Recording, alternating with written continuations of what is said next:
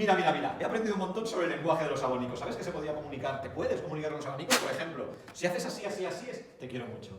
Si haces así, era como de sígueme en Instagram o no me acuerdo, algo así. Entonces, luego está lo de las mejillas, esto es sí y esto es no. O esto es sí y esto es... Bueno, no me acuerdo, pero... Escúchame.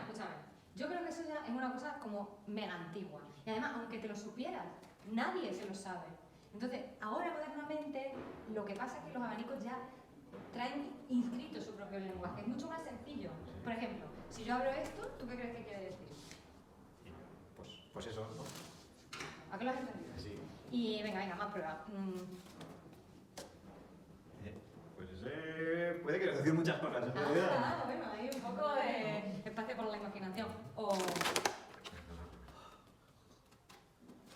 Sí, hace calor, ¿eh? Ya esto va subiendo. Venga, sí, a ver qué.